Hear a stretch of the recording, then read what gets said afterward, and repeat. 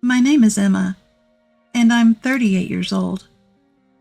After graduating from college and working for another company, I took over the family sandwich shop, a legacy from my granddad's time. My dad, Robert, who was a second-generation owner, passed away last year after a long battle with illness. Nowadays, I keep the place going with help from our longtime employees. It's a daily grind. However, at the beginning of this year, my younger brother Noah and his wife suddenly said they want to move back into our parents' house. The reason? Noah's company hasn't been doing well. They've lost their housing allowance, and continuing to pay their rent for their apartment has become a struggle. On top of that, Olivia is currently 8 months pregnant, so they want to find a new home quickly to ease their worries. From my perspective, there's enough room for them to move in. However, to be honest, I'm not particularly fond of Olivia. Why? Well, when Dad fell ill, and I was swamped managing the shop and caregiving, I once asked for a little help. Huh? But I've got my own job. I can't help with the shop or hospital visits. That's your job, Emma. You're the heir apparent, after all. Look, I get that you're busy, but I'm swamped too. I'm not asking for every day. Just help out at the shop on your days off. That way I can run to the hospital, pick up Dad's laundry, bring him some donuts, things like that. No way. No way. Even on my days off, I've got golf, socializing with colleagues. There's a lot going on. You probably don't get it, Emma, since you couldn't even stick with a regular job. Well, that may be true, but... Plus, I can't ask Olivia to do that kind of stuff. Why not? Olivia only works part-time 3 days a week, right? Couldn't she help out 1 day a week for Dad's sake? Nah, can't do. When we got married, Olivia's father-in-law and mother-in-law told me sternly, don't ever let Olivia work in a small store like that in the shopping district. I see. True, Olivia's in-laws have always looked down on us, saying things like, how could we let our sweet Olivia marry Noah, who's just a shop owner in a shopping district, ever since their marriage was decided. But the fact is, Olivia married into this family, so she should be considered a daughter to Dad as well. Is it really too much to ask for family help when Dad's health took a turn for the worse? Because of these exchanges, our longtime employees, part-timers, neighbors in the shopping district, and even childhood friends have been cold not to just Noah, but also to Olivia whenever she shows up at the shop. Hey, I parked near the shopping district's entrance, and the chairperson said to me, back for another free meal at Emma's, are you? What's with the snark? Seriously, how rude. Well, that's a given. This is Noah's parents' place. Doing that much for Noah won't bring about any misfortune.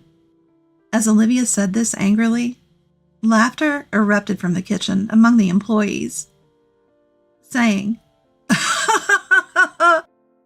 Then maybe Olivia should be the one to experience misfortune. Furious, Olivia and Noah stormed out, taking as many sandwiches and deli items as they could carry. It was hard to feel convinced when Noah later said he wanted to move in together. But unable to say no to a pregnant Olivia, we started living together, even though it didn't feel quite right. 3 months later, perhaps it was no surprise, but living with Noah and Olivia was an absolute disaster. Olivia, now at home all the time after quitting her job, used her first-time pregnancy struggles as an excuse to shove all the household chores onto me. Even though our home is above the store, with the second and third floors as living space, it didn't matter. During business hours, Olivia would demand, Hey Emma, I'm kind of thirsty. Could you run to the convenience store and get me some organic barley tea? It's almost lunchtime and we're pretty busy. Come on, it's not a big deal. It's not like you're doing anything important. Can't you wait a bit? Or take something from the fridge? I need it now. Noah drank from the bottle this morning, so now I can't drink it. I'm worried about germs for the baby. Well, why don't you come down to the store? We have various types of cold barley tea for sale. No way. Walking all the way down from the 3rd floor is too much for me. A pregnant woman? You wouldn't understand, Emma. You've never been pregnant or even married. Look, I may not have given birth, but you knew what you were getting into when you moved back in, right? Plus, we've got a home elevator installed when Mom got sick, so if stairs are a problem, you can use it. It's not just about that. I'm talking about your lack of consideration, Emma. Seriously, I'm worried about the future if you act like this now. In the end, frustrated by Olivia's complaints, I asked my part-time employee to cover for me, went to the convenience store to buy drinks, and delivered them to Noah and Olivia's space on the 3rd floor. Olivia kept finding reasons to summon me for various tasks, but as her due date approached, she went back to her parents' home. After returning home for the birth, Olivia gave birth safely. They said the boy weighed 110.07 ounces. However, I was told by Noah and Olivia to refrain from visiting because they didn't want people to find out that I'm the person who runs the sandwich shop. For the celebratory money, I was instructed to wire it to Noah's bank account. I was somewhat taken aback by their consistent behavior, but since I didn't want to get overly involved, I looked up the typical amount for a gift on the internet and transferred it to the designated bank account. 6 months had passed since Olivia returned from her parents' home. The first thing she said when she showed up in my living space on the 2nd floor was to plop down on the sofa and blurt out, "So, when are you planning on leaving?" "What? Leave? This house? Me?" "Yes. Haven't you heard anything from Noah?" As she said this, Olivia glanced toward Noah, who hastily began to make excuses. "Well, it's just Emma is almost 40 and lonely, right? It's hard to tell her to move out on her own." "Ugh! Listen, being kind is one of Noah's good qualities, but you're a dad now. Act like it. Let me say this, Emma, are you aware that you're a woman still living in her childhood room?" "Living in a childhood room? A woman?" "Yeah, you've heard of it on the internet and TV, right? You're like one of those women who never left their childhood bedrooms and lives like some kind of monster. Dad's been gone for almost 3 years. Isn't it time you moved out of this house?" "But if I move out, then this house..." "Oh, are you worried about the sandwich shop downstairs? If so, no worries. We're shutting it down." "Shutting it down? Olivia, it's easy for you to say, but what about the employees and part-timers?" "Don't worry about that. I'll properly pay severance according to employment rules. Once Emma leaves, we're going to build a branch office for Olivia's dad's company here." "What? Olivia? Does even your parents-in-law know about this?" "It's more like establishing a branch for Dad's company here was a condition for them to approve of our marriage." After that, they went on saying things like, "Move out within a month. Hurry up and inform your suppliers, and take any dishes, furniture, or sentimental items from the store area with you."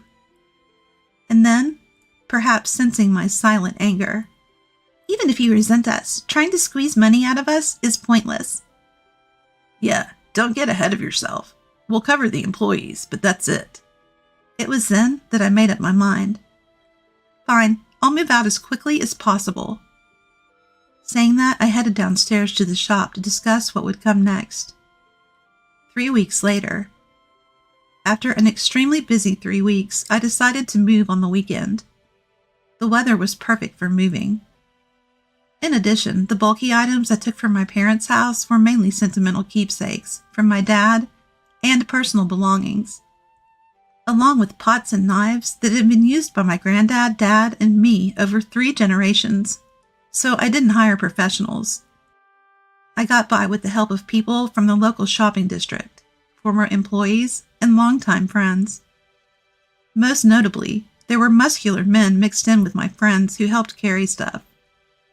They were bankers with a branch in the shopping district, and members of a local baseball team who often frequented my shop. "Emma, anything fragile in here?" "Huh? Which one?" That box should be fine. It probably has my granddad's recipe book." "Wait, a recipe book? Isn't that really important? It'd be bad if it got mixed up with the other boxes. You're right. I'll take it separately in a cab at the end. While we were chatting and moving boxes, Noah and Olivia came down from the 3rd floor. Hey, you're not taking anything extra, are you? Extra stuff? You know, things that you could turn into cash while you're moving. Things I could turn into cash? Makes sense. It's not like you could afford to hire movers today. Stop being so critical. Everyone's here to help me out of the kindness of their heart. Ooh, scary. Making useless excuses, huh? Olivia, let's not make a big deal out of it. I took a look around the truck, and there's nothing of real value anyway. Let's just burn some incense to make sure she never comes back struggling financially again. Sounds like a plan. Completely drained by their unfiltered insults, I let everyone hurry me along. We loaded all the boxes into the truck and left my parents' house.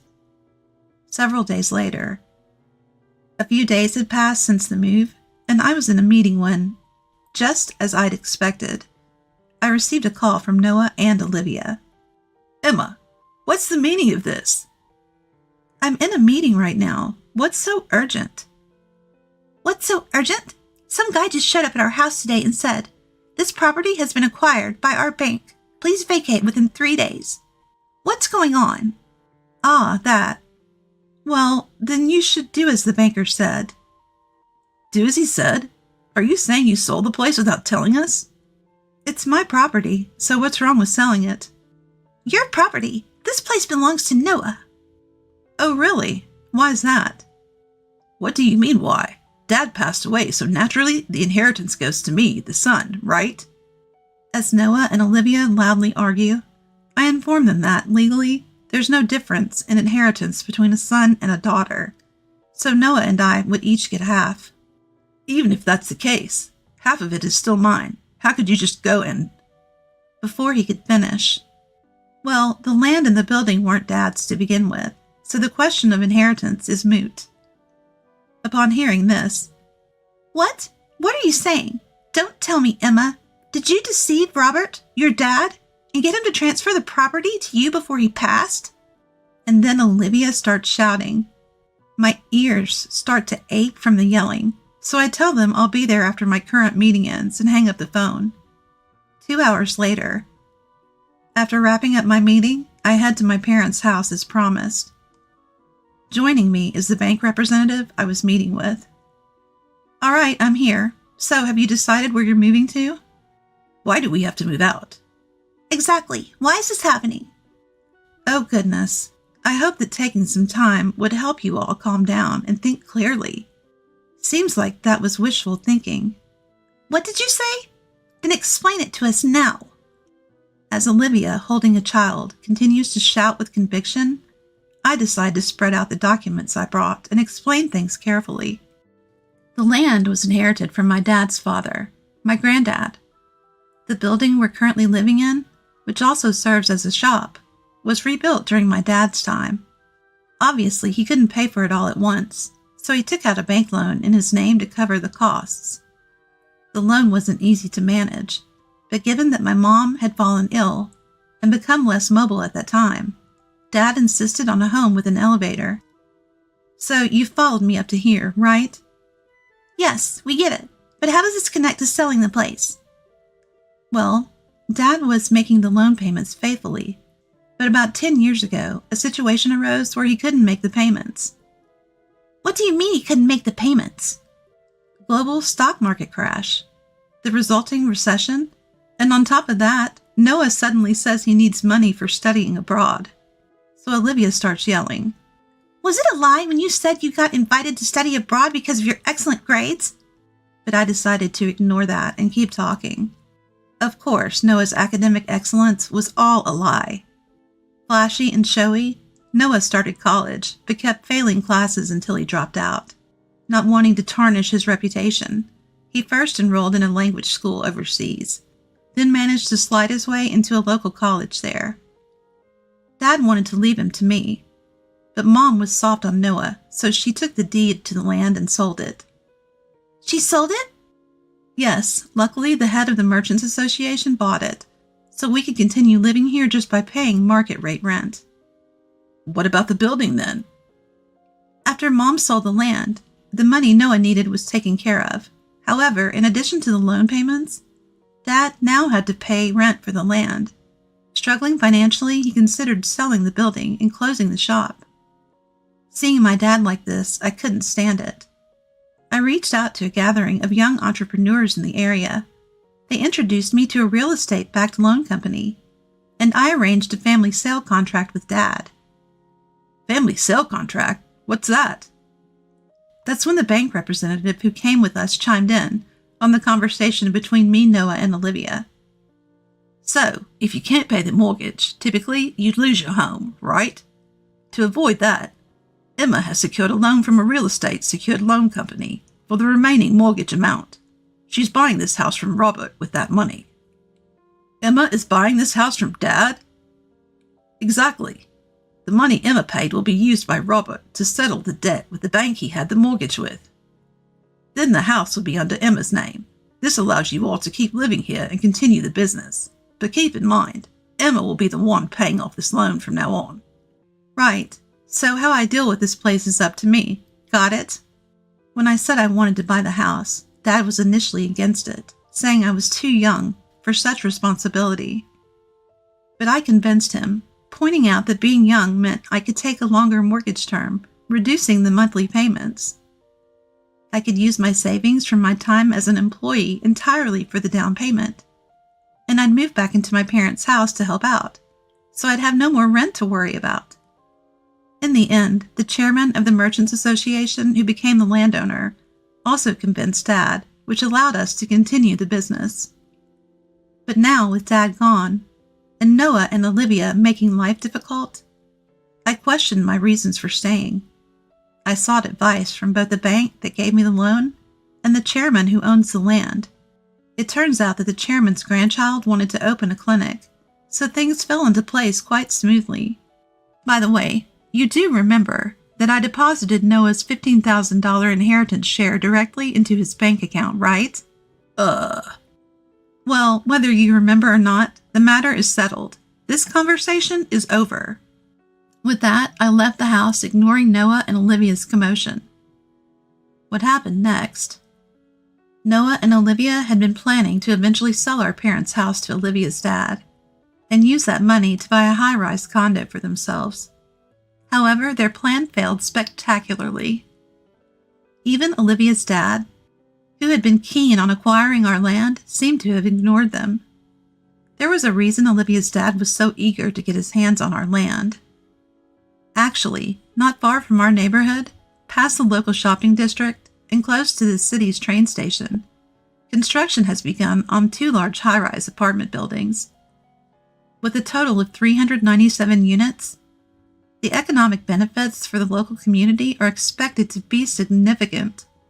While several developers have shown interest in the shopping district land, it's not easy for outsiders to join this tight-knit community. It seems that Noah and Olivia's relationship has soured quickly after this incident. They've decided to divorce but are currently arguing over alimony and child support payments. I've received multiple calls from Noah asking to borrow money. But I firmly stated, a woman living in a kid's room doesn't have money to spare. I then left a text message for any future references and blocked all other means of communication with him. As for me, a banker I've gotten to know suggested that I start a food truck business. I now operate in the parking space of what used to be my shop, but is now a clinic, at events, and also serve corporate lunches through introductions from the bank. Not only have longtime customers started buying sandwiches, but the number of new customers has increased as well. I've even added a second food truck and employed some of my former workers. Plans are underway to focus on selling deli items in the evenings, targeting working moms. Inspired by the recipes left by my granddad and dad, I'm more motivated than ever to succeed.